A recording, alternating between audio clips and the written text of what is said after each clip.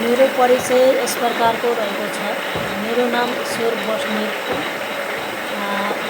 मेरो घर जाजरकोट जिल्ला बागेकोट गाउँ बालेगाउँ वडा नम्बर 5 पैरटामा पर्छ।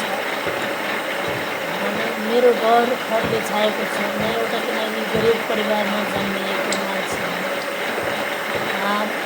नेपालमा कुनै रोजगारीको अवसर नभएर, कुनै गरी खाने ठाउँ नभएर, कुनै एउटा पेट पाल्ने अवस्था नभएर,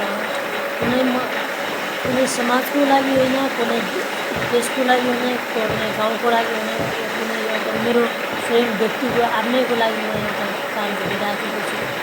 इन्डियाको गुजरातमा यो मिसन चलाइराखेको छु। यही मिसनको नाम हो स्कुला मिसन।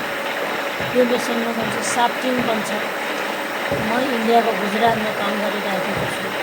अहिले किनभने रातको 12 बजिसकेको छ, न निद न भोक भनेर यहाँ काम गरिराखेको छु। मलाई मेरो भिडियोलाई मन पराउनुहुन्छ भने सेयर, लाइक, सब्सक्राइब गरिदिनु।